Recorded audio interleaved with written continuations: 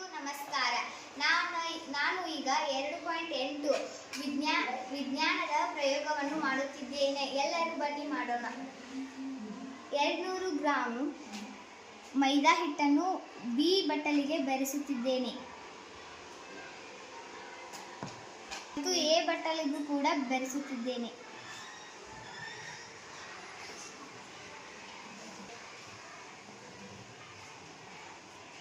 ಆಮೇಲೆ ಎ ಬಟ್ಟಲಿಗೂ ಸ್ವಲ್ಪ ಸಕ್ಕರೆ ಮತ್ತು ಬಿ ಬಟ್ಟಲಿಗೆ ಸ್ವಲ್ಪ ಸಕ್ಕರೆ,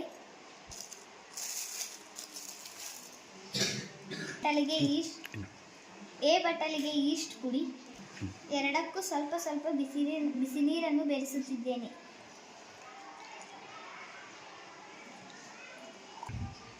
ಈಗ ಬಿ ಬಟ್ಟಲದಲ್ಲಿರುವ ಹಿಟ್ಟನ್ನು ಕಲಿಸುತ್ತೇನೆ. ಅದು ಮೃದುವಾಗಿ ಇರುವ ಹಾಗೆ ಕಲಿಸಬೇಕು. ಅದರ ಗಾತ್ರ ವೀಕ್ಷಿಸಿ.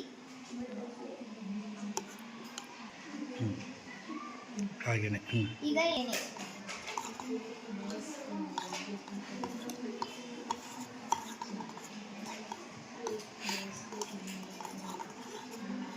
ಇದನ್ನು ಕೂಡ ಮೃದುವಾಗಿ ಕಲಿಸಬೇಕು.